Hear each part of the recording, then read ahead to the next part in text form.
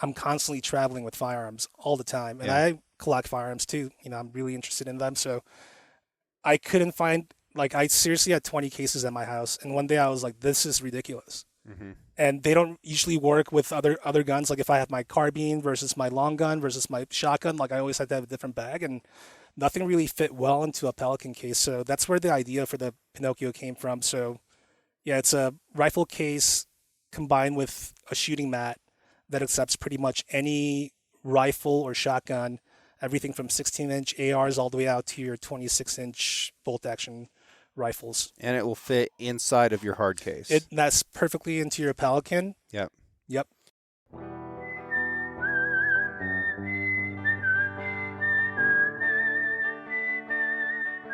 These are stories of outdoor adventure and expert advice from folks with calloused hands. I'm James Nash, and this is the Six Ranch Podcast.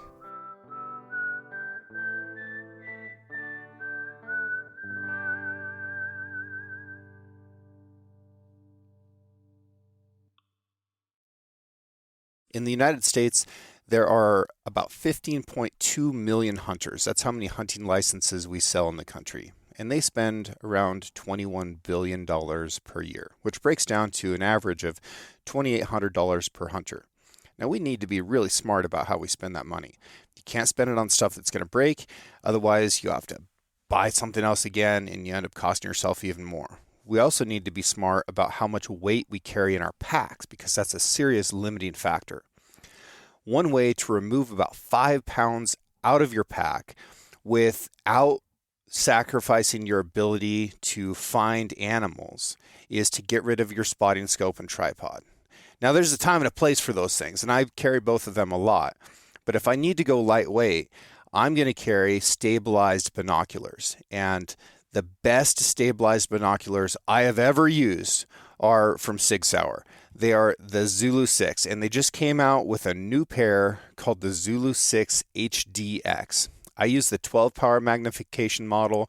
They weigh 21.5 ounces, and they have two modes of stabilization. So you throw the lever forward once, and that's going to stabilize the image. If you turn it off and turn it back on again, that's going to stabilize it even more. And I'm not kidding. It is more stable than if you're glassing from a tripod. It is absolutely incredible.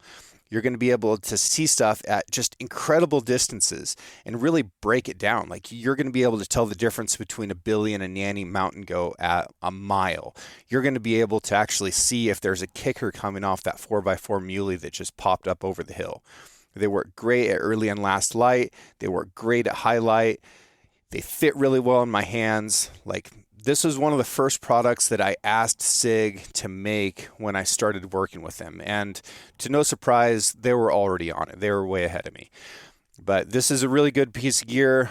I highly encourage you to look into it. You can go to sigsauer.com, look for the Zulu 6 HDX. Comes in a few different magnification settings, but the one that I like the best is the 12 power. Check it out. Edgar Guest was born in Birmingham, England in 1881, and his family moved to Detroit, Michigan when he was 10 years old. That next year, his dad lost his job, and Edgar started working as an 11-year-old, doing odd jobs after school. At age 13, he got a job at the Detroit Free Press, where he would work for the next 65 years. This is one of my favorite poems that Edgar wrote. It's called See It Through. When you're up against a trouble, meet it squarely, face to face. Lift your chin and set your shoulders. Plant your feet and take a brace. When it's vain to try to dodge it, do the best that you can do. You may fail, but you may conquer. See it through. Black may be the clouds about you, and your future may seem grim, but don't let your nerve desert you. Keep yourself in fighting trim. If the worst is bound to happen, spite of all that you can do, running from it will not save you. See it through. Even hope may seem but futile when with troubles you're beset, but remember you are facing just what other men have met. You may fail, but fall still fighting. Don't give up, whatever you do. Eyes front, head high to the finish, see it through. Yeah, man. I think one of the interesting things to do when a product is waterproof is to straight up submerge it. Yep. So when we go spearfishing tomorrow, we'll take Yeah. that waterproof rifle bag and throw it in. Yeah. Take it down to the bottom. I finally have some seam sealing tape coming in, so Yeah, it actually seam the inside of that stitch line. yeah. I got a teepee from our gully this spring, and I bear hunted with it a couple times, and then took it on the early season river trips. And Brad used a waterproof thread, and the TP comes with some seam sealer, but I decided not to do it. One, because I don't like to, and I also wanted to see what would happen if I didn't, and it didn't leak at all. So I think that Wow. waterproof thread made a big difference. It was also interesting, and this is an aside, but one of those trips I had my Cafaro TP and I had that Argali TP, and it just rained like crazy. Of course, it's going to rain like the last day when you're packing up. So you're packing wet gear and you're going to bring it back and have to hang everything out to dry. Makes everything 10 times longer. But it was interesting how much faster the Argali fabric dried compared to the Cafaro stuff. And that doesn't matter to anybody in the field because they both do a fine job in the field. But back here, that reduced my workload by a day in one regard because one of them was still wet and the other one was dry. Wow. But textiles, there's a wide world of them, and we'll get into that. But Yeah. tell me about Josh. Like we've been friends for a long time. I think the first time you came out here and hunted with me, was that like 2015? I think so. It's been a while. It's been a long time. Yeah, it's been a while. Yeah. Did you grow up in South Korea? I was born and I grew up there till I was 9. Till you were 9. I've seen pictures of your folks. Mm-hmm. Would you describe them as traditional? Very traditional, but surprisingly nowadays they're very Americanized. Oh, really? Yeah.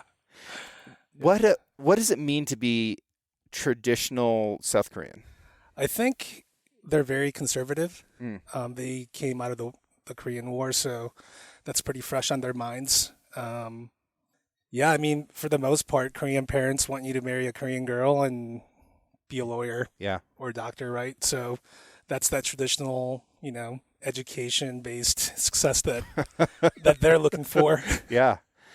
So how old would they have been during the Korean War? I think, Kids? yeah. Well, no, Yeah. I think it was post-Korean War, but Okay. Korea was still very, very poor, Right. pretty much as poor as the Philippines now back then. So, yeah, my dad grew up hungry. Yeah. Yep. We don't talk about the Korean War much. It's considered the forgotten war here. And I think, honestly, Desert Storm is largely in that same category. And I was recently talking to some Desert Storm veterans that I had with me on a river trip up Hell's Canyon, and I asked them while we were up there, hey, you guys were both in it. One was air cavalry, another was a Amtracker in the Marines. It's like, do you guys want to do a podcast about this? These are both close friends, people that I admire a lot, and neither of them wanted to, and I just left it alone at that. What's interesting to me about Desert Storm is my generation was alive during that, but we were kids, so it wasn't in our history books at all, right? Because it wasn't old enough, but we were also too young to know what was going on, so we just didn't really learn about it. Yep. And it's still considered part of the Gulf War, which has included Iraq and Afghanistan, Syria. So on paper, I've taken part in it, but I don't know anything about it. And I know very little about the Korean War other than the Marines' involvement and some of those battles. Yeah, I mean, for me, that's a super significant part of history, not just as a Korean American, but just, as a student of history of, what happens when communism and democracy collide. Yeah. And yeah, there's a lot of countries that, they're still at war Right. to this day. So yeah, it who knows when that will end. What do you think about this American troop that decided to skip across the I other think side he of has 8 no Mile? idea what he's in for at this point. I mean, like, yeah, I mean, kudos to him on making that jump and not getting shot. But yeah, Think he's got any fingernails left? yeah, I mean, I'm sure they're going to be nice to him in the beginning. Yeah. And then they'll probably, you know, put him away somewhere where he can be quiet and not cause any problems. Yeah. Probably for them. Gosh, that was a bold move. Yep. That was a bold move. I mean, you're either going to get treated like Dennis Rodman or pretty poorly. Yeah, I mean, they're extremely impoverished. There's no food. Yeah. Like, yeah, as a normal North Korean, you're starving. Yeah. Yeah. Is there still, and I'm sure there is, but it's nothing that I've really thought about, but in South Korea, do people still have family in North Korea that they don't get to hear from? Like, Yep. did it divide families and stuff? Yeah, of course. Yeah. I mean, they've had like these family reunion type of activities over the years as like a diplomatic stunt more than anything. Yeah. But yeah, I mean, if you're on the wrong side when the war ended, like that's where you stayed. That's crazy. The American Civil War almost could have ended like that. Yep. And yeah, I mean, Korea is a small country, but it's very mountainous. So people have their own dialects, their own, famous dishes Yeah. for food and things like that. So yeah, it's really interesting that you could be, from up north, and then if you're stuck down south, that's pretty much where you stayed. And after that, you're not going back through the 38th parallel. So What was that meal that you made when I was visiting this winter? what did I make? It was incredible. Was it something that I caught? No, I think it was some kind of noodle dish. And Oh, japchae.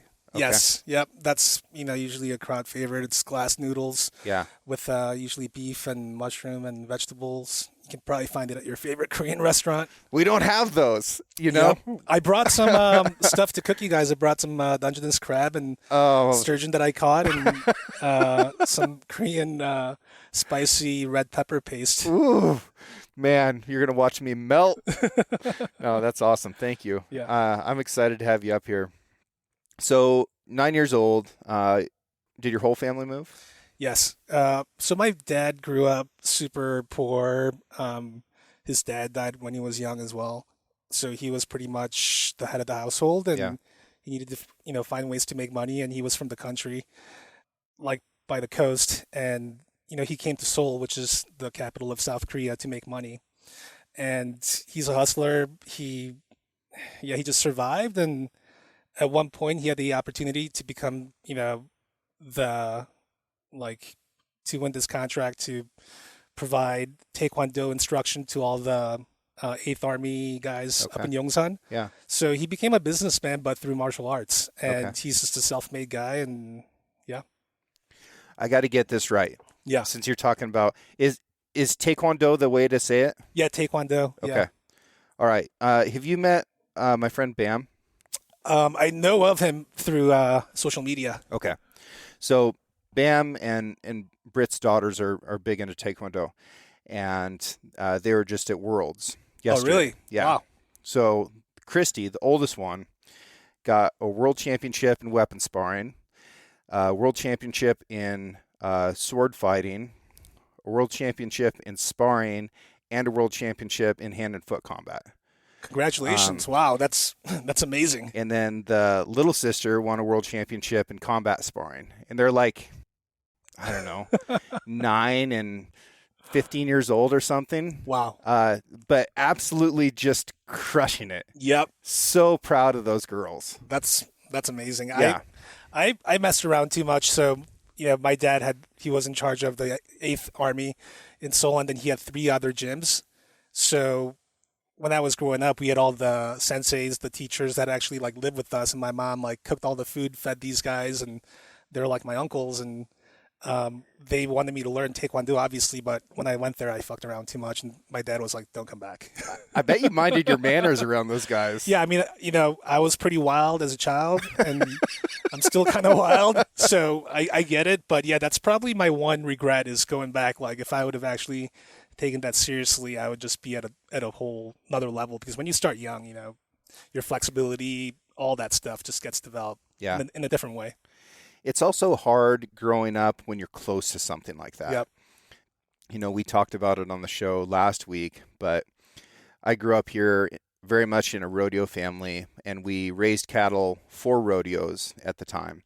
And it was primarily for team roping. And we had, and we had round pens, and we had horses, and we had an arena. We had the cattle, like all the infrastructure stuff that somebody who really wanted to get into team roping would just dream of having that kind of opportunity. But because I was so close to it and I just saw it as work, anytime that I had extra time, I just wanted to be away from it. So I had no interest at all in team roping. Yep. And I can rope like in a branding pen, like I'm capable enough. Like if we were to go out and find a rope and dummy and play a game of pig, I could hold my own. But I had an opportunity to team rope at whatever level I wanted to, and it just wasn't attractive to me. Yep. Yeah, and I'm thinking that was much the same for you. Yeah. Yeah. Looking back, you regret things like that, but also I wouldn't be who I am if I had gone down that path as well. And yeah, I mean, it's taken a lot for me to end up here and, in America, living the American dream. And yeah, man, it's pretty amazing. I just feel super blessed. Yeah. So where did you move when you guys moved here? To Chicago. Really? Yeah, north side of Chicago in Wilmette. So yeah, that was like a culture shock, and I loved it.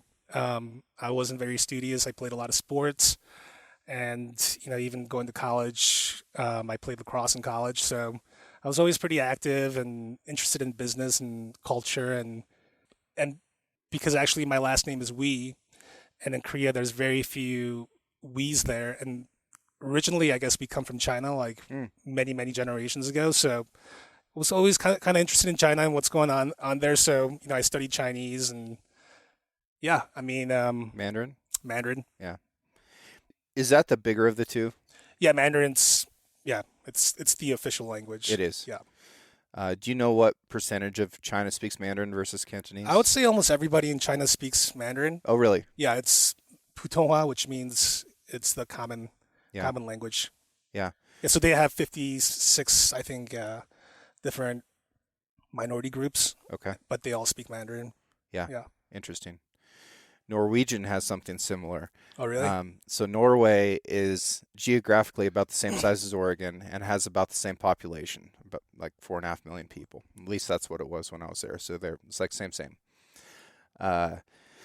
Because they're so broken up by their topography, they had over 2,000 dialects spread out. That's amazing. Amongst those people. And they were like the dialects within Norwegian are more different than the standard Norwegian is from like Danish or Swedish. Wow. So things that we consider to be completely other languages, within Norwegian, there's languages that are even farther spread out. So around 1900, I can't remember exactly when, there was a dude that's like, I've got to fix this. Like we've got to be able to talk to each other. So he traveled the whole country and he took pieces of every dialect and created Nynorsk, which is New Norwegian. And it's like this is going to be it. But he basically created a language that nobody could understand. And now they have to learn it in school, but largely from just like a historic perspective.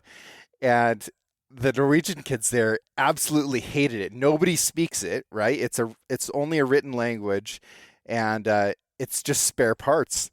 It's brutal. That's really interesting. Wow. So as I was there as a foreign exchange student, not being able to speak Norwegian, I'm having to take math in Norwegian. I'm having to take Spanish in Norwegian. Like Unbelievable. It was tough. And in addition to that, I would occasionally come across Nynorsk and be like, what is happening? It was so hard.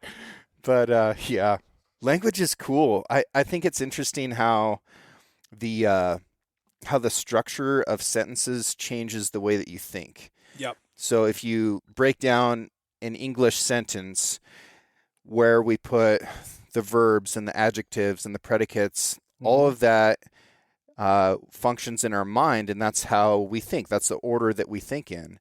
And the way that we go through numbers is really difficult. Like, Yeah. uh, I've heard that in Chinese, the way numbers are spoken and written makes a lot more sense and makes math more accessible. Yeah. Whereas we have silly words like 11, 12, 13. Like, it doesn't make any sense. Like, Yep. that should be like 1, 1, 1, 2, 1, 3. Yep. So it's something that you'll never, ever realize until you learn a second language, how much your mother language is weird and how much it controls the way that you think. Yeah, I mean, I think each language has its own spirit. Yeah. Because the things that we choose to turn into words, it's usually Right. something that's kind of significant and depends on your environment. Yeah. And I think when I speak Korean or English or Chinese, it's complete different feel. Yeah.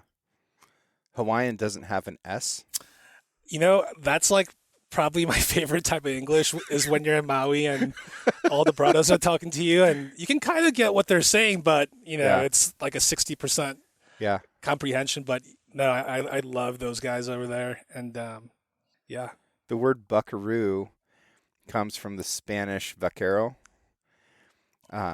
What you call a cowboy in Hawaii is a paniolo. Mm. And that kind of has the same origin Yep. because the first cowboys there were Spanish, Mm-hmm. but they couldn't say Espanol, and it got kind of butchered up until it was paniolo. Wow. Yeah. That makes sense. Yeah. That makes sense. So buckaroos and paniolos are just Yep. products of us not understanding how to speak another language. Mm-hmm. Yeah. Yeah. Pretty cool. Okay, so you moved to Chicago. How do you feel about the pizza there?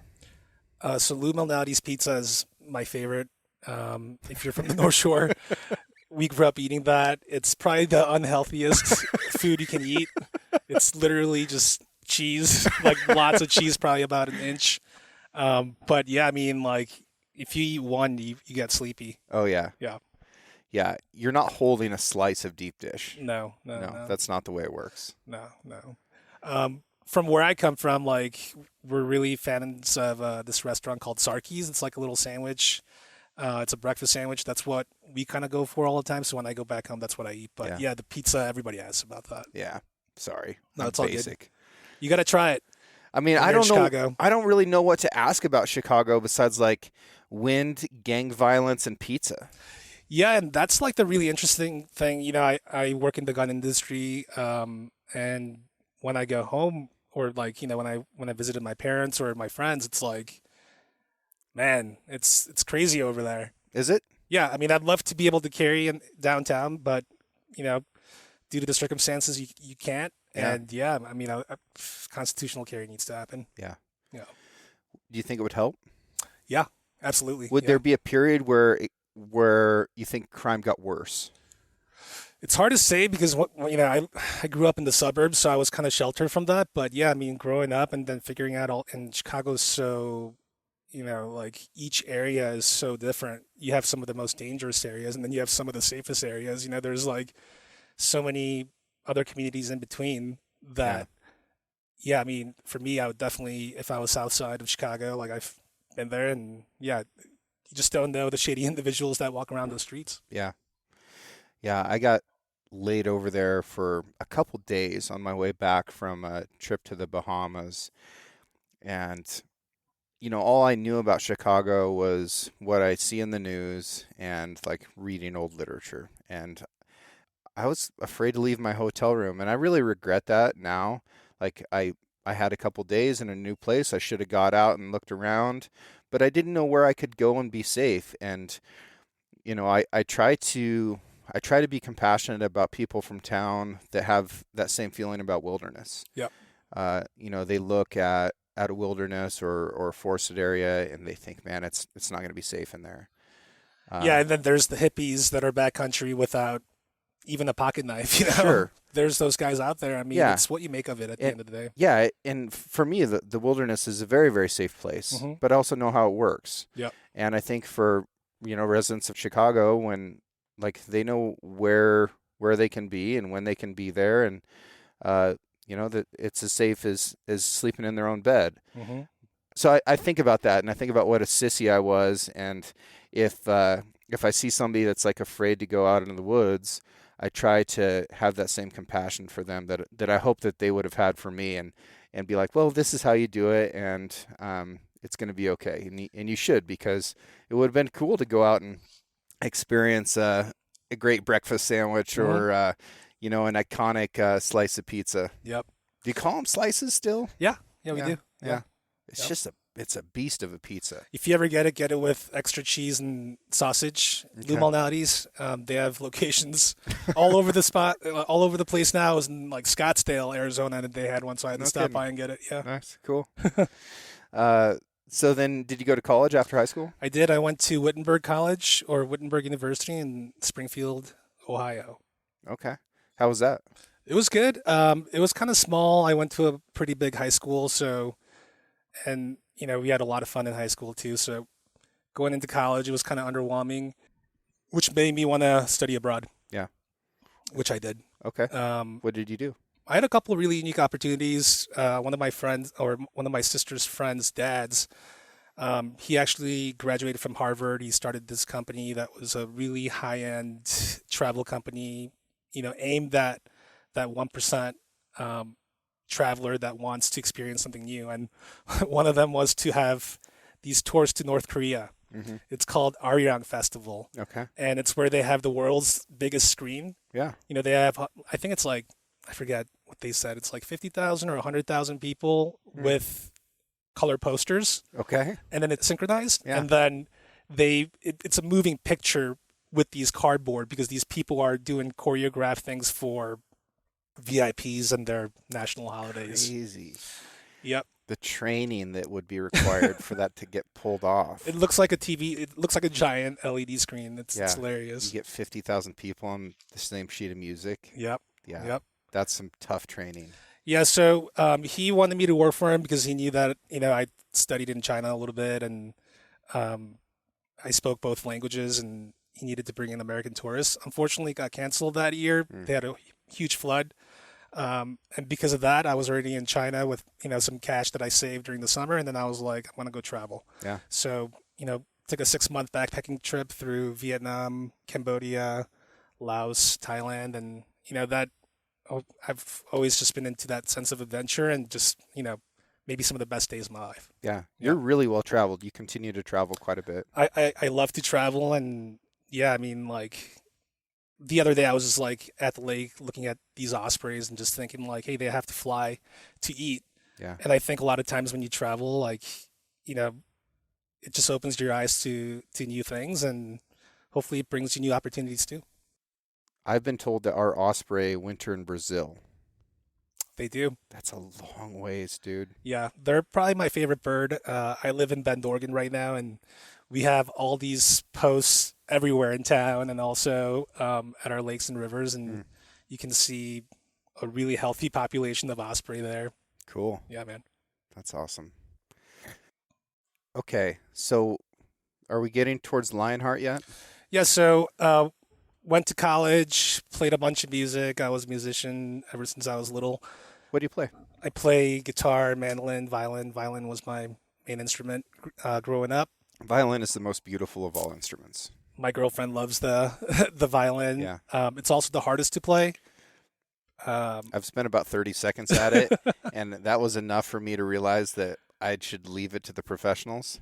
Well, I mean, it's very intuitive. You don't really think about it. With the guitar, you have frets, and you can kind of system it. You can figure out how it works. Like, hey, it needs to be in this spot. But with the violin, there's no frets, so it's a completely open canvas, and just the smallest, wrong area, and yeah, there goes your note.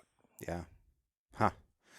Well, I think violin music is really beautiful. There's some good fiddle players here, and I'm told that the difference between a fiddle and a violin is, one, how you play it, and two, whether you carry it in a case or a bag. Yep. But there is a little bit of a tradition with fiddle players here, and there's some really excellent ones. But it is beautiful music. It's never clunky.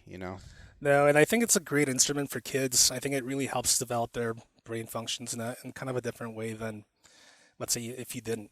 Einstein played the violin. Yep. Well, I think there's a lot of virtuosos that, play the violin. So, Yeah. yeah. Yeah.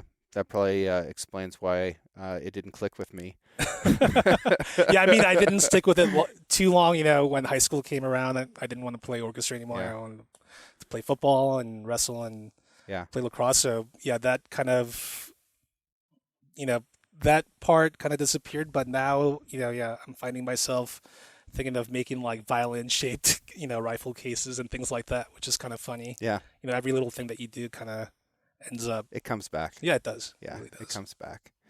Okay. So Lionheart. So Lionheart. So after college, I tried to do the music thing. It didn't. We weren't really going anywhere. Yeah. And my partner, like, he wanted to stay in Ohio because we were. This is post college, Yeah. and then I was like, I'm gonna go to LA because not only is it the music's capital of the world. There's the biggest population of overseas Koreans Mm. in that LA Orange County area, and also it's the world, the country's busiest port. Mm. That's where a lot of import export activity happens. So I went to LA. I worked at State Farm for a couple of months. It wasn't really my gig. So I found out about this program called OKTA. It's called OKTA, Overseas Korean Traders Association. So it takes people like me that are, 1.5 or second generation Koreans that speak Korean as well as English, understand both cultures. And because the Korean economy is so dependent on exports, Mm. they need people like myself to come back and sell stuff that they make. So I applied for this program. They fly you out for a week. They teach you the basics of trade, and you fly back, and hopefully you do something involved in business. Wow. But anyways, I got selected for that. Went there, and or I've always been really interested in firearms. Especially the historical aspect of firearms and World War II weapons, especially the Garand. Mm-hmm. My favorite rifle of all time, because without that Garand and without the M1 carbines, like, Korea would be red. It Mm. wouldn't be where it is, and a lot of GIs gave their lives, and a lot of NATO allied troops gave their lives, and obviously a lot of Koreans died during that war. But it just really showed that without firearms and technology, that your way of life could end if you can't protect what you have. Right. So I've always been really interested in firearms, so I found out about these Daewoo guns, K1s and K2s, and DP51, made by Daewoo Precision Industries. This company was built in the 70s, or this factory was built in the 70s. So during the Vietnam War, South Korea sent troops to Vietnam, and in return, the U.S. provided military assistance. And one of them was this weapons factory in South Korea. It's a turnkey Colt factory. They have M16A1, TDPs, technical data packages, M60, you name it, the whole Vietnam era weapons, they were set up there. And the Hmm. story behind this factory, which is really interesting, is that it was built in these valleys on the very southernmost point of Korea and Busan. So the North couldn't bomb these factories because back then they were dumb. Oh, right. So the bombs couldn't hit them at certain angles. So Okay. supposedly the president back then, he flew around in helicopters, found this spot, sent troops to Vietnam. U.S. is like, hey, here's a Colt factory. Hmm. So, anyways, I became aware of Daewoo and the fact that in the 80s, Kimber and a couple other importers imported their pistols and rifles, and at first they were like super cheap. They gained popularity because they're really high quality. The K1 and K2 are different than the M16 or AR platforms, but very similar. Okay. Same technologies, and that was really well received. And the DP51 pistol, which is got this unique action. It's got a single action, double action, and then they used to call it triple action. I coined the term double action plus to make it simpler. But when the hammer is back, you can manually push the hammer forward with your finger. And what that does is that it creates the length of a double action trigger pull with the weight of a single action. So it's a really long but clean and light first trigger or first shot. Interesting. What's the benefit of that? I back then, now I'm really into 1911s. Hmm. Like 1911s are my life now. But back then, when I was, when I imported that pistol and marketed it and sold that pistol, really the selling point was, hey, the first shot, on a single action gun, maybe you're having, a nervous system response when you're just like, not even thinking of pulling the trigger. Right. So it's kind of that like double action safety, but accuracy of a single action. So that was kind of the benefit of that system, and that's what we marketed it. Yeah. Yeah. I didn't show it to you yet, but my aim right spear gun Hmm. basically has a grip safety. Oh, really? Yeah. Nice. Which is so cool. Yep. Because if you have gloves on when you're diving, it's really hard to feel a safety. And a lot of them just have button safeties on the side. Yeah. And man, if you spot a fish and you breathe up and you swim down and get there and get that thing in range and pull on the trigger and nothing happens, it's like, what's going on? You don't have time. You're running out of air. Yep. So it's really nice to be able to just, anytime that you're grabbing the grip, the gun's ready to go. Anytime that you're not, the gun's safe. Like, Yeah. I it's mean, a beautiful thing. people have different opinions about the grip safety. Personally, I'm a huge fan. Yeah. Um, Who doesn't like it? People that didn't like Springfield XDs, Okay. but they probably just didn't like the XD, or Yeah. I don't know. A lot of die-hard competition shooters will oftentimes pin their grip safety to their frame, so they just want that thumb safety Yep. or the manual safety to be the only thing, and they don't want anything to potentially stop them from firing that shot. Gotcha. So, sometimes people pin it, and I think now there's companies that are offering it like from factory pinned. But yeah, I'm a huge fan, especially when you have, a 2.5 pound single action trigger. Yeah. It's just nice to know that you're not going to shoot yourself or something else. Totally. Yeah. I don't like slide safeties. I think that safeties do have their time and place, and it can be something that's personal to the shooter. And I'm never going to tell somebody that likes one that they shouldn't. Yep. I just don't like them myself. And I feel safer with a gun that cannot be put on safety than I do with one that can. But what about on your AR? Yeah. So with rifles, it's going to be a different deal. Yeah. Because it's not living in a holster. it's not living in a holster. There's things that can touch the trigger. Yep. And I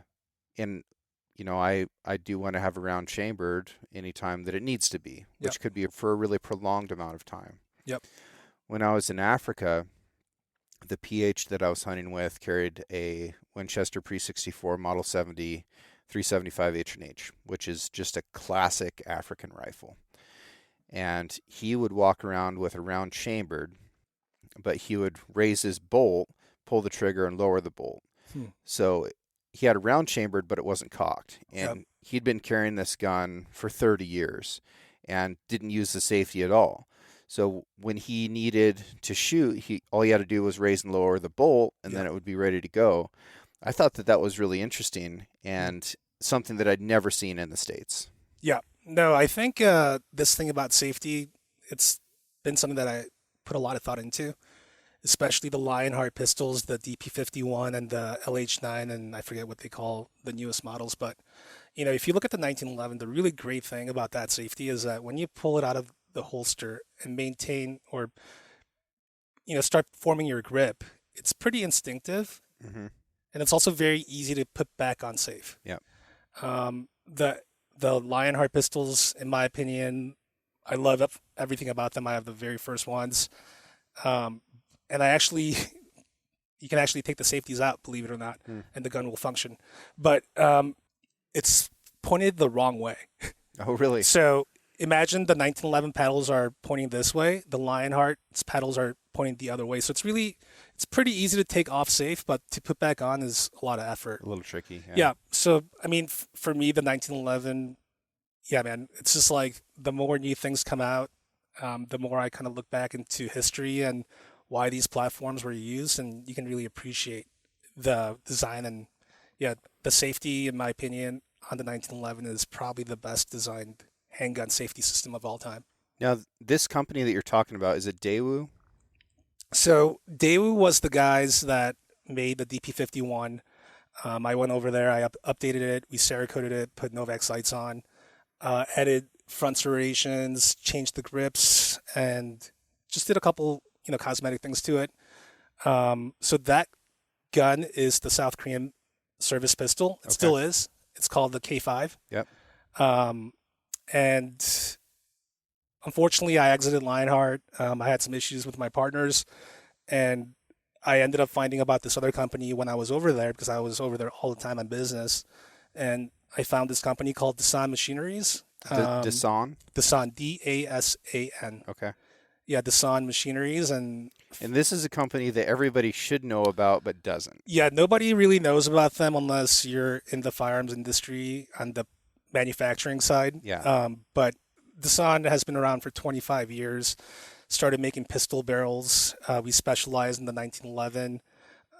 Anyways, I found out that when I kept going to the Daewoo factory, that they weren't really making any of the pistol parts. Mm. They were like doing the final assembly, shooting, testing, and all that, but they weren't really machining the pistol parts. So I was like, "Where are you guys getting this done?" They were like, "Oh, there's this company called Dasan, you know, that because Daewoo used to be the South Korean arsenal. Hmm. They're the government that turned private, and the Daewoo Group bought it from the government, right? So it became privatized.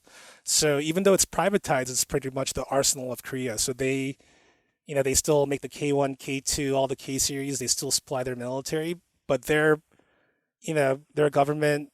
They're almost, yeah, almost a government arsenal. Mm. But the San has always been the smaller guy, private company.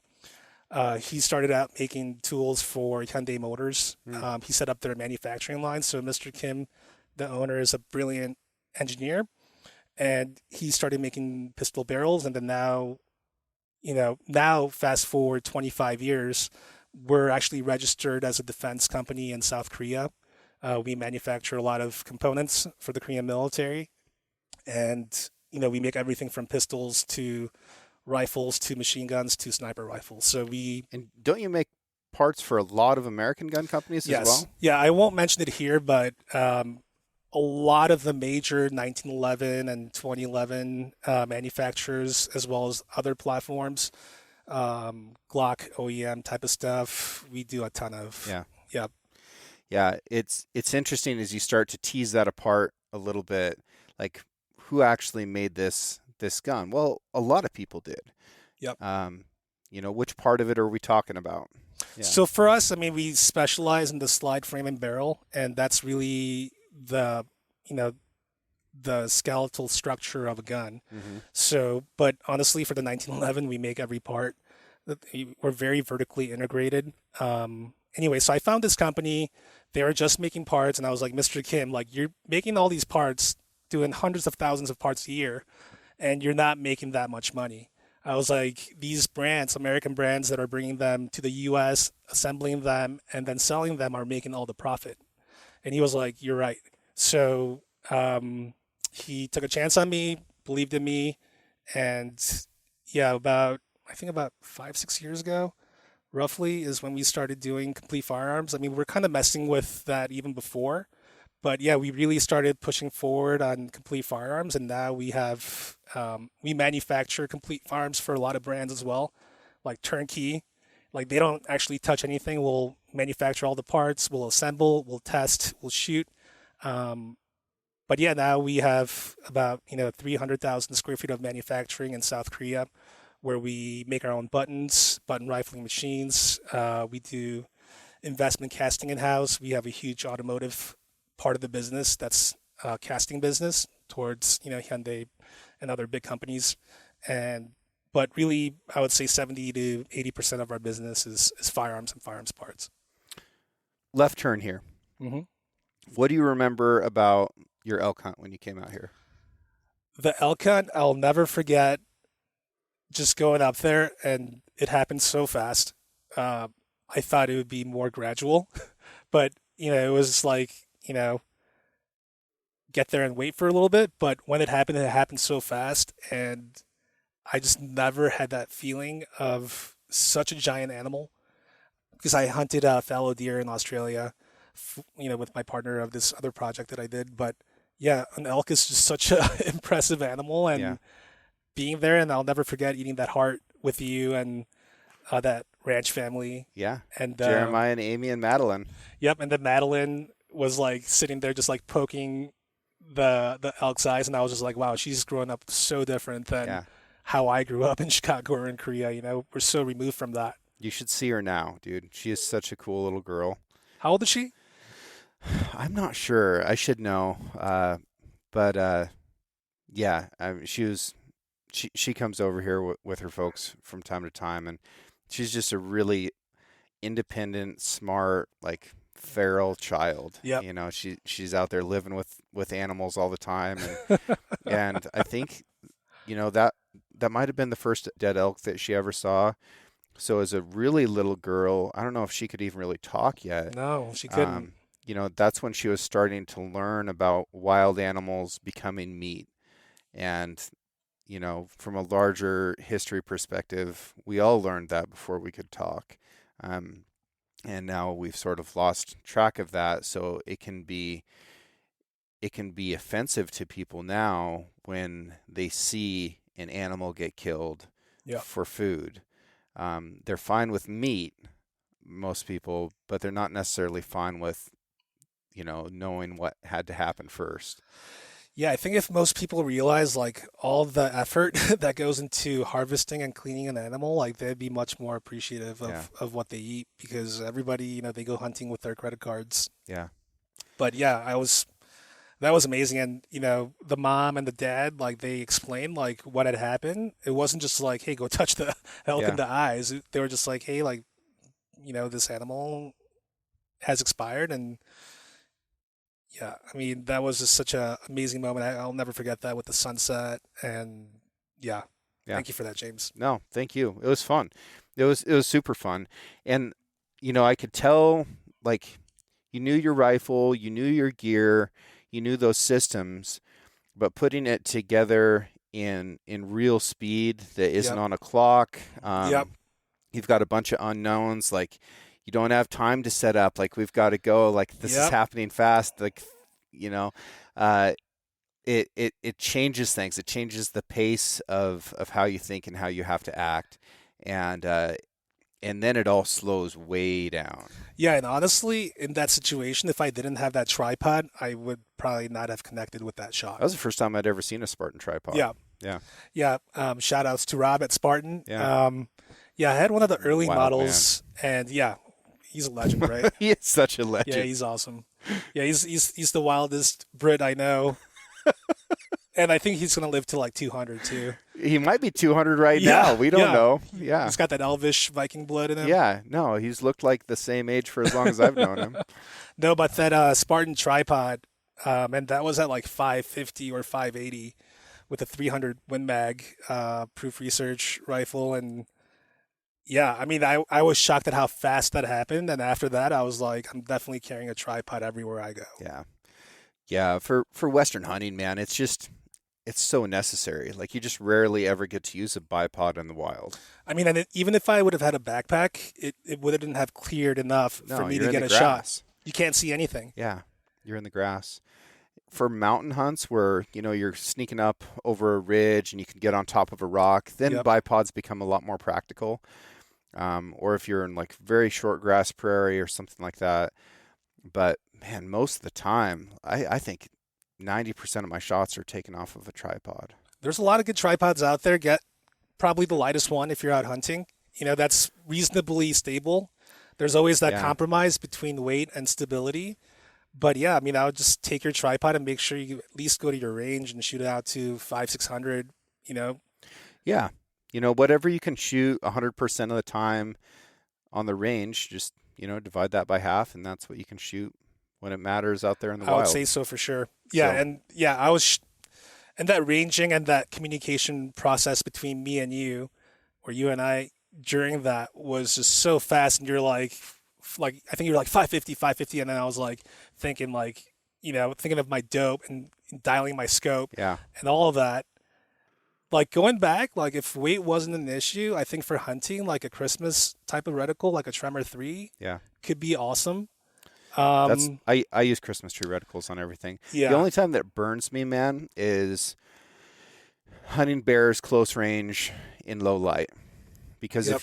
if you're shooting at low light against a black animal and you've got to zoom down because it's close, those first focal plane Christmas trees get pretty tough to Yep. see. Yeah, And for sure. in fact, I was bear hunting with one right after I shot a sniper match in Montana. I was bear hunting with Ross from Switchback Outdoors in McCall, Idaho. I'd ridden my motorcycle to Montana, rode it to Idaho. As soon as I got there, like we took off, we went and sat on this bait, and I think it was like a 50-yard shot. And this bear came in at last light. We're just getting massacred by mosquitoes, and I was on 5 power or something, and I looked through it and I couldn't see my reticle at all. So I was like, okay, well, I know where the reticle is. It's in the middle of the scope. So I just zoomed up until all I could see was the part of the bear I wanted Wow. to shoot and just used the middle of my scope to shoot. That's a hack. That's pretty smart, man. It's a hack. Yeah, It I worked. mean, We got the bear. that's amazing. No, yeah. So the next day I had this bear on the back of my motorcycle and we'd frozen the hide that night, but it was hot, man. It was a hot day and I had to make it from McCall to Boise. And this bear started to thaw out when I was on my way to the taxidermist, and one paw like started to like wave in the wind, and there's some little kids in car seats, Oh my looking at me and gosh. like, what in the hell is going Welcome on? to Idaho. Yeah, no kidding. Yeah, not in California anymore. Nope. Nope. But what really brought you out here for that elk hunt was Paladin, and Yes. you wanting to bring some awareness of that brand to the hunting community. You were looking for input on ways that it could be improved or Hmm. implemented. It's something that you've always been really honest about, and something that I've always appreciated about you is I can honestly tell you, man, this this is a polished gem. It's Hmm. just right. Or I can be like, man, this ain't it. Yep. Like, we got to fix this, and then you'll have something. And you never take that personally, and you're constantly innovating. And you're so forward thinking in the products that you're coming up with within Paladin. Um, to be completely honest, there's some stuff that you make that it takes me years to understand what it's for. Yep. And then once I get it, I'm like, oh my gosh, like that's great. Like Hmm. now I understand this thing, Yep. but you're way ahead of me sometimes. Yeah, and honestly, that spirit comes from Matthew March. He's the founder. Rest in peace, Matt. Yeah. He was a legend in Australia. The company started in Australia. Australian military. Yep, Yeah. yep. He was in the Australian military, and then they needed new ways to carry their Law rocket launchers, and then he came up with this really clever quick release mechanism for the side of the ruck packs. Hmm. And when he was hunting in New Zealand, and he was climbing the Southern Alps, he needed his hands free. He needed quick access to his rifle. He needed it to be ultra light, durable, and he came up with this product. We coined it the Apex Modular Rig, or AMR. And uh, unfortunately, Matt's gone now, but Sean, his best mate, um, Sean's been with the company from day one, helping design, helping refine, providing that honest, critical feedback. And because they were both military guys, and Aussies are good at breaking shit. Hmm. Like they're tough on their stuff, and they went through many, many iterations before coming to the original AMR. But anyways, yeah, after he passed away, I really had to focus on, how am I going to carry on this legacy? I'm not a designer. I'm not a product designer. I don't know anything about sewing. I don't know shit. So at that time, I was living in San Francisco um, for a short period of time, and I literally went after he passed away. Went and got a sewing machine on Craigslist, and I was like, I better fucking learn how to sew if I'm gonna be in this business and actually understand it No kidding. from you know um, the ground level. And at that point, I mean, even now, there's really not that much resources on making gear. Uh, Most guys are self-taught, or they work for huge companies like the Kind or Patagonia or something like that and gain experience. It's very rare for people to kind of get into this soft goods game. without a prior experience. So that wasn't that long ago that you went from buying a Craigslist sewing machine to now, like you've got a manufacturing facility in Yep. Bend and you're hmm laser cutting all this crazy hmm stuff. And like your laser machine is really cool. I was mesmerized by that. Yeah, the laser machine is really cool. Full on mouth breathing while I was watching that thing work. Yeah, I mean, God, James, I waited for like 2 years before I could buy the machine. Yeah. I saw that machine. One of the competitors, they had this like shop visit thing, and like I was doing a 3D tour of their shop, and I see this machine. I'm like, what the fuck is this thing? Yeah. And it said Autometrics, and I was like, do my research. $170,000. I was like, fuck, I can't afford that. Like, Yeah. that's a lot. Yeah. So, yeah, I was like just salivating to acquire this machine. And then my friends I contacted Autometrics. And I was like, hey, do you have any used machines? Yeah. And yeah, I mean, life is just really funny, and it brings sometimes the right people at the right time. And it brought me to these guys at the last U.S. bag company out of Vancouver, Washington. Great outfit. Great outfit. Make amazing gear for linemen as well as the off-road communities. But anyways, these guys, they gave me a shot, and they allowed me to purchase this machine at a fraction of the cost of a new machine. And yeah, I mean, because I'm coming from the firearms industry, I really want things to be repeatable and high quality. When I first started sewing, the biggest difficulty I had was cutting things. Yeah. Because it's really hard to cut manually, well, and fast. Yeah. There's a lot of human error, and unfortunately, a lot of the domestic sew shops, they're like cottage industries, right? It's usually a one or two man operation, and because these machines are so expensive, they're hand cutting everything, and you're going to end up with a inferior product because you're not going to be to exact specifications. Also, the cutting machine now that I have, it actually marks the fabric at the same time as the cutting. So literally we know where to sew these different features on the fabric as it's cutting. Yeah, it's extremely fast, cuts amazing every time, and it's more efficient with your material. it's really efficient with our materials. I mean, we can set the setting between our different parts that are cut, like eighth of an inch, 16th of an inch, like depending on the material. It cuts differently, so we'll have different tolerances. But yeah, I mean, we'll cut all week, make hundreds of bags, and it fits in like the waste fits into a garbage bag. Yeah. What's your most popular product now? I would say that right now it's two things, actually three things. The AMR Heavy, which is our legacy product that we improved, has been really well received. We've done testing in it in New Zealand, has done really well, and I've shipped some units out of that. There's a couple of things that we still want to maybe update on that, but that's our legacy product for carrying a bow or rifle.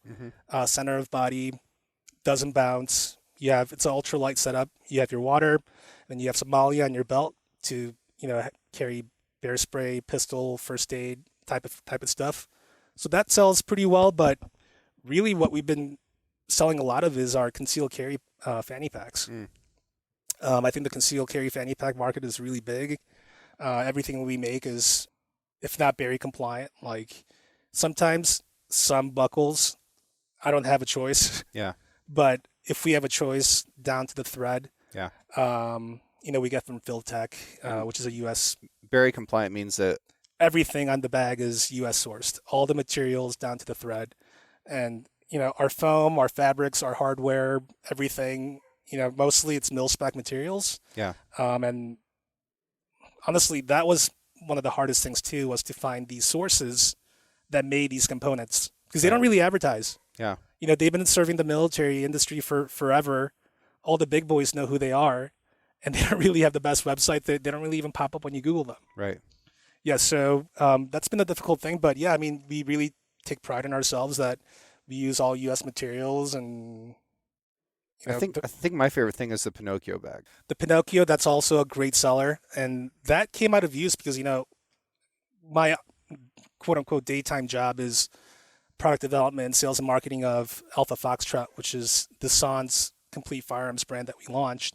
That's been my primary focus. But because of that job, I I'm constantly traveling with firearms all the time, and Yeah. I collect firearms too. I'm really interested in them, so I couldn't find like I seriously had 20 cases at my house, and one day I was like, this is ridiculous. Hmm. And they don't usually work with other guns. Like if I have my carbine versus my long gun versus my shotgun, like I always had to have a different bag, and nothing really fit well into a Pelican case. So that's where the idea for the Pinocchio came from. So yeah, it's a rifle case combined with a shooting mat that accepts pretty much any rifle or shotgun, everything from 16-inch ARs all the way out to your 26-inch bolt action rifles. And it will fit inside of your hard case. That's perfectly into your Pelican. Yep. Yep. So, like when I went to Texas in December, I put my rifle inside the Pinocchio. I put all of that inside my hard case. Then when we got there, I didn't have to bring my hard case with me everywhere. I could just bring the soft Yep. case. And then when we got to the sighting range to shoot, everybody else, flopped down to get prone to shoot their rifles. I, pulled my rifle out.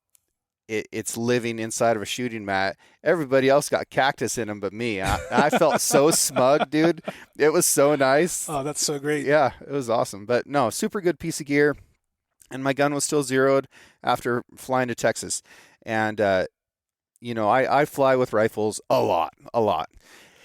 And, dude, baggage handlers, I think, are tough on cases. Hard cases get momentum as they're coming down ramps and they slam into stuff.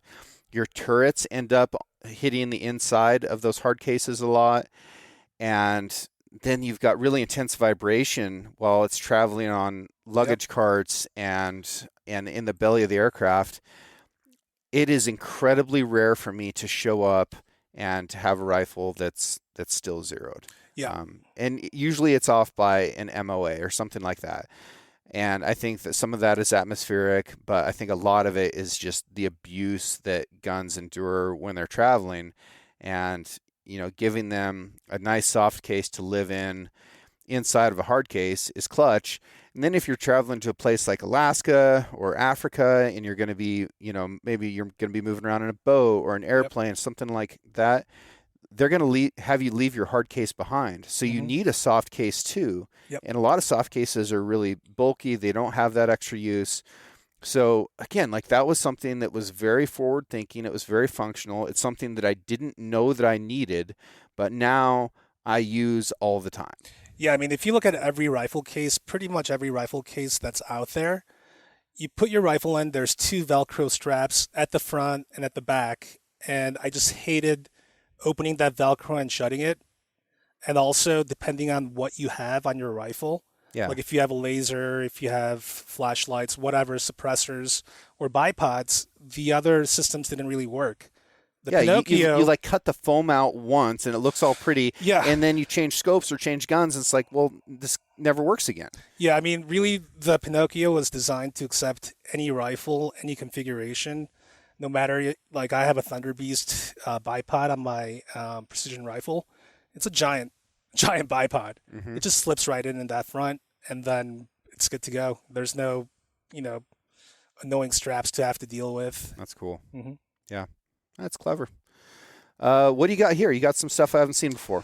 Yeah, so, we really want to, most of the cases out there, especially for firearms, are made in China or Vietnam, somewhere, in Asia. They're using usually pretty shitty materials and really shitty foam. So we really take pride in ourselves that we're using the best materials possible. All our cases are using 2-pound closed cell, high density foam. Doesn't really absorb moisture. It's extremely lightweight, so we can actually get away with thinner foam versus our competitors. So this is just a prototype. I don't have it fully padded yet. It will be padded, but we want to start designing cases around the guns. So this is your SMG bag. Okay. Just like a little messenger bag. It'll be padded. SMG.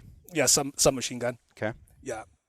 I mean, this just looks like a little messenger bag. Looks like a little messenger bag. I wanted to really get away from the plastic buckles because that's a failure point. Yeah, I love the G-hooks. Mm-hmm. Yeah, if you look at the Pinocchio, there's no zippers. There's no plastic hardware to break. Everything is mil-spec. Even the zippers, all the G-hooks are coming from Albist out in New York. So it's not cheap, but yeah, I mean, we kind of want to. So the goal of Paladin is to cross that gap between the tactical and the outdoor and the EDC or everyday carry type of Hmm. markets.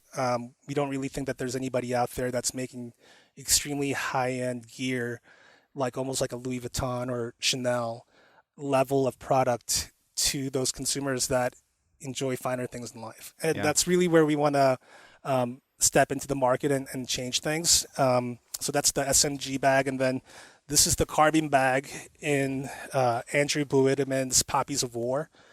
It's honestly my favorite pattern right now. It's beautiful. Yeah. Are there pictures of this stuff on your website? This one, not yet, but this one, actually, this rifle bag might be.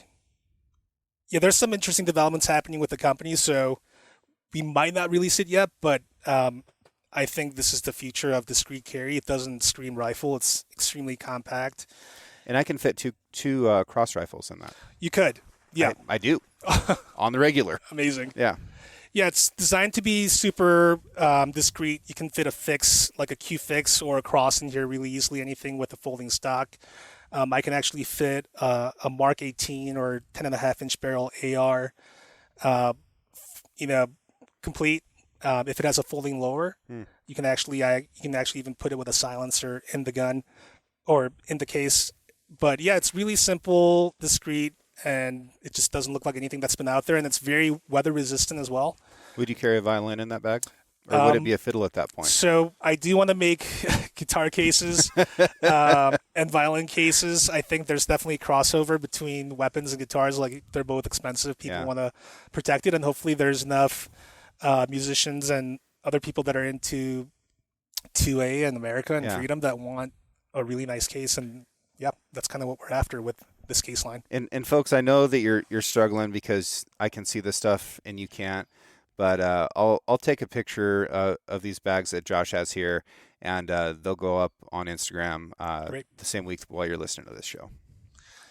Yep. So, no, it'll be fun. We'll go throw it in the lake tomorrow and see how it goes. But that's an interesting pattern. I've got a goofy relationship with poppies, and poppies have such an interesting tradition within war, right? So Especially in Australia and New Zealand, and yeah, for those guys, Anzac Day is it's it's a big day. it's huge for them. The American Legion sells poppies to Oh, really? to fund their stuff here. So like the Buddy poppy, you see little red cloth poppies that usually old ladies are selling outside of a grocery store or something. I think a lot of that comes from a poem about Flanders Field. So there's this old nostalgic feeling around poppies for a number of different countries coming from the world wars. But then you move into Afghanistan, and I was operating in poppy country in Helmand province, and the local farmers were being forced by the Taliban to raise poppies. They were doing that to make black tar heroin. And then they're selling that heroin all around the world, a lot of it back to the U.S. So the people that were buying heroin that was coming from these poppies were funding the Taliban, who were extorting these local farmers. And while a field of poppies is aesthetically beautiful, what it represented to me was barbarism. It was exploitation, and it was the funding of warfare that hurt everybody that touched it. Everybody that touched it. And I've never been able to bring myself to accept one of those little buddy poppies from the American Legion since then. I'll give them money, but I don't want their poppy. But seeing this pattern is interesting to me because hidden in it are some really interesting things, and I'm not even going to describe them because I would like people to look this up. But this brings it about in a way that makes it accessible in a way that I haven't seen in the last decade, as I've really been kind of thinking about what the poppy is. I don't even like seeing them in ditches around here or people's gardens, but I do like this. I think that this is pretty and it's interesting. I think it's cool. There's lots of levels to this Yeah, that can be teased apart. I mean, I'll have to talk to Andrew Buideman, who designed this pattern, OT gear, OTT gear. Shout out to Todd for helping me with this fabric. But yeah, there's there's a lot of design elements in this. I honestly love looking at it. Yeah. Always finding new things, and one of the things that we're doing with the Paladin is not just the military and tactical and SOCOM stuff. We also want to really promote the adventure outdoor lifestyle. And our company is located in Bend, Oregon. It's an outdoor mecca. We snowboard, we ski, we kayak, we spend a lot of time in the water. We do a lot of mountain biking. So, actually, our new product that we'll be launching in conjunction with Lone Wolf, these patterns that we're going to be offering, these mountain bike mats. There's some really cool features, but what I want to talk about is the patterns. When we sell this product, we're actually going to give back to the Semper Fi Fund. And I believe there's one other nonprofit that Drew at Lone Wolf wants us to work with. Is that, hey, not only can we promote, adventurous, active outdoor lifestyle for veterans and also Americans, Yeah. but also, hey, we can commemorate your service, your experiences through that. And for you, maybe it's painful to look at. Like you said, a part of you. But it's complex. And, you didn't know that I had any kind of connection with the Semper Fi Fund, but I do, and I have for a long time. And I'm on Team Semper Fi, and I've done a lot of events with them, both that I've participated in and others that I've hosted and guided. And I was actually just talking with them today about doing a freediving course, and I've been reaching out to some people to try to make that happen. But man, they do so much for so many veterans, especially combat wounded veterans. Man, when I got back from Afghanistan, I was sleeping on a mattress on the floor of my apartment, and it was a mattress that I'd bought when I was a sophomore in college. And I had a really bad back injury. The Semper Fi Fund bought me a bed, at a time when I couldn't afford it off my salary. And they bought me this $3,000 Tempur-Pedic bed because that's one of the biggest things that I needed for recovering. But they do so much stuff for so many people and have continued to, and they're one of my favorite veteran nonprofits, and they really do help a lot of people out. So I'm glad that you picked that one. Yeah, no, and James, thanks for sharing that story. And yeah, man, I think people really need to vet the nonprofit that you want to give your hard-earned dollars to, but For sure. Semper Fi definitely seems to be one of them, and we're happy to support their mission in whatever capacity we can. That's cool, man. Yeah. Well, we're getting low on time here, but before we go and kind of transition into you and I just having a fun weekend, where can people learn more about Paladin? Our website is paladin33.com. Our Instagram is paladin numbers 33. Please message us. You can, DM us, contact me through the website. Paladin. Paladin 33.com. Okay. Well, folks, that is in the link in the podcast description, as always, and would love to see you guys support Josh and support this company, and you'll vicariously be supporting veterans and small American manufactured business. Yeah, from a first generation American. Yeah, man. Thank you guys for all your support. And, honestly, without dollars, it's like going to war without bullets. Yeah. We need dollars to make a difference, not only in our lives and our communities, but also in people that serve this country. And I hope everybody gets out there and crushes their day. And yeah, man, let's be good Americans. Yeah. Amen. Yep. All right. Thanks, brother. Thank you.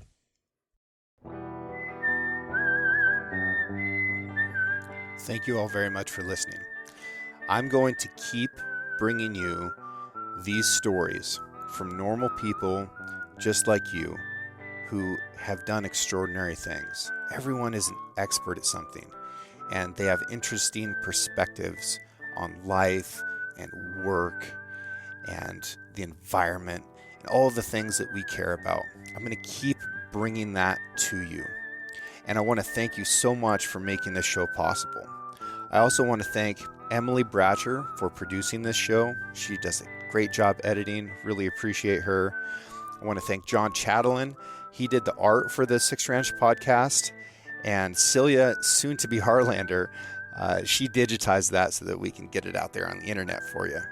Also want to thank Justin Hay for writing this original music and the beautiful whistling that you're listening to right now. You guys are awesome. Thank you so much. Please keep listening to the show. Write me a review if you feel like it, and just keep doing your thing, and we'll all learn from this together. It's been fun, and we're just getting started.